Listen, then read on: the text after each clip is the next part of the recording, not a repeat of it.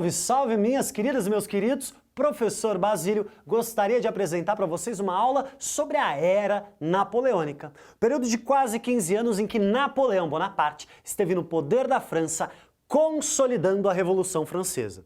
A gente precisa retomar um pouquinho, relembrar algumas coisas muito importantes. Na Revolução Francesa, a França passou por uma grande guerra, uma guerra interna, uma guerra civil. De um lado, a burguesia e os trabalhadores contra os privilégios do clero e da nobreza. Só que o problema é que burguesia e trabalhadores tinham interesses lá um pouquinho distintos. Os trabalhadores queriam radicalizar, queriam ampliação dos seus direitos, e a alta burguesia francesa queria transformações um pouco mais conservadoras. O problema é que esta alta burguesia estava pressionada dos dois lados. Trabalhadores querendo radicalizar e a monarquia, os nobres, querendo retroceder, voltar ao estado anterior à Revolução. A burguesia, então, pressionada pelos dois lados, percebe que ela não consegue dar conta de manter a ordem na França. Então ela pede ajuda para a força militar. E Napoleão Bonaparte, o exército francês, tomará o poder, Napoleão tomará o poder e irá consolidar a Revolução. Consolidar a revolução da burguesia. O que isso quer dizer? Que Napoleão vai conter ambos os lados opostos, vai conter os trabalhadores. Então não vai se tocar na propriedade privada. A propriedade privada vai ser sagrada. Mas, por outro lado, vai conter aqueles que querem restaurar o absolutismo. A França vai se transformar num Estado liberal burguês. Ou seja, as liberdades individuais estão garantidas. Todos têm direito de ir e vir, todos têm direito à liberdade de expressão, todos têm direito sagrado à propriedade privada. Perceba o que está acontecendo, Napoleão está consolidando um mundo em que todos são iguais perante a lei e a distinção entre as pessoas vai se dar pelo mérito. E por mérito entendam condições econômicas.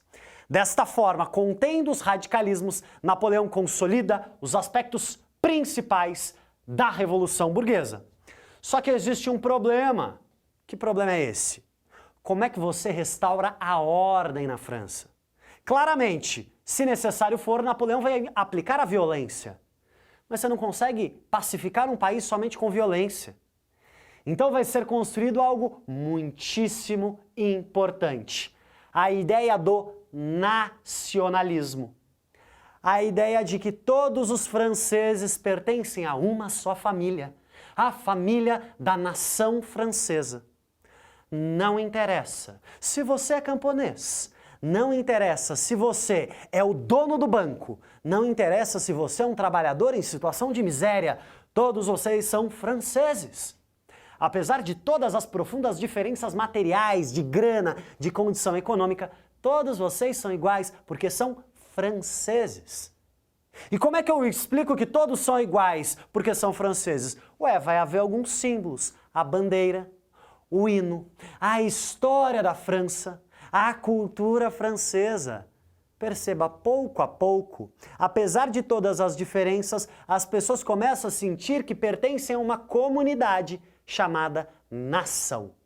Isso é muito importante porque o nacionalismo vai trazer unidade interna. As pessoas pouco a pouco vão parar de brigar. E a ideia de nação precisa sempre de um outro. Então, portanto, eu sou francês porque eu não sou inglês. Eu sou francês porque eu não sou alemão. Eu sou francês porque eu não sou italiano.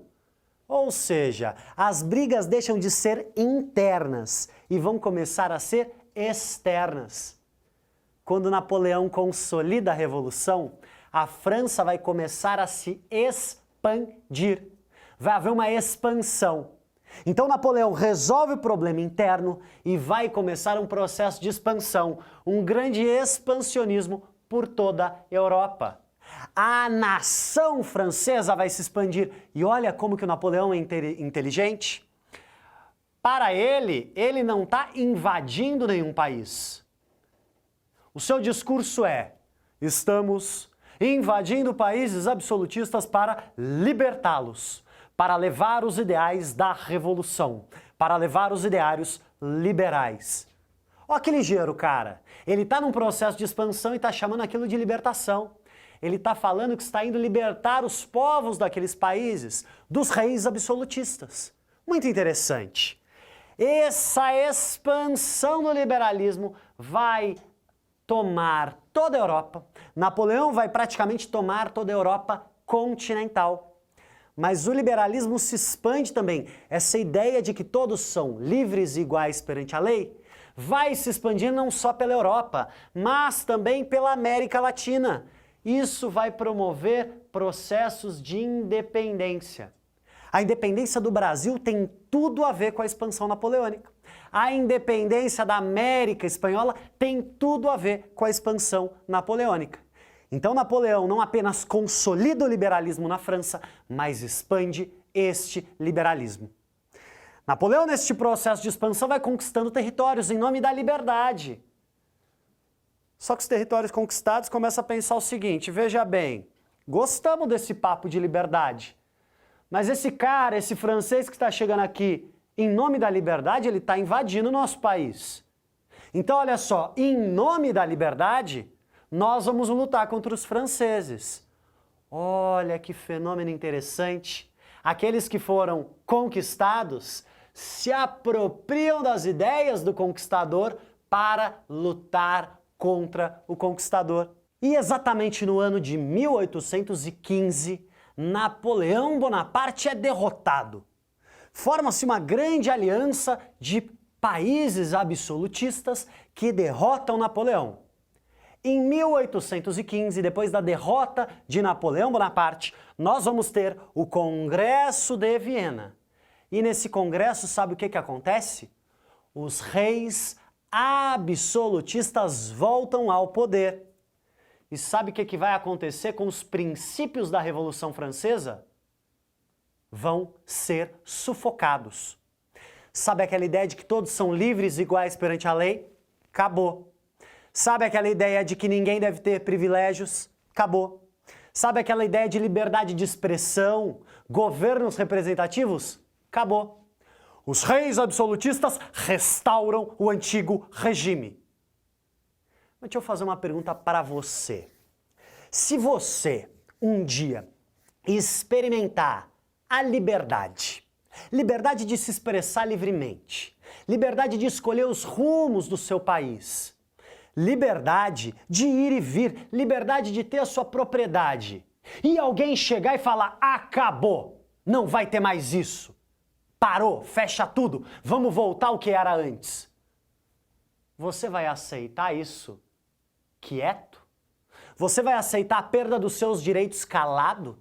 Você vai aceitar de forma submissa um retrocesso nos seus direitos? Não sei você, mas na Europa a população não aceitou a perda de direitos.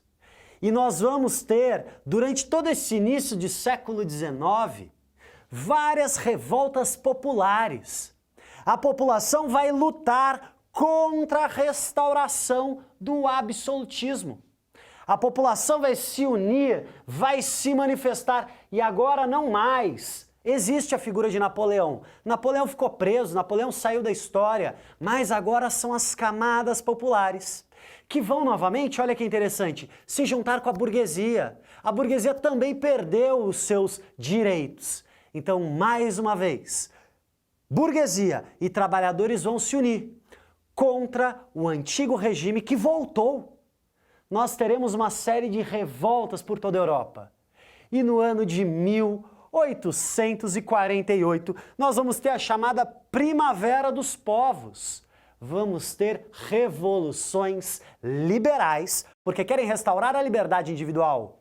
E também revoluções nacionalistas. A expansão napoleônica fez com que vários povos se percebessem como uma nação.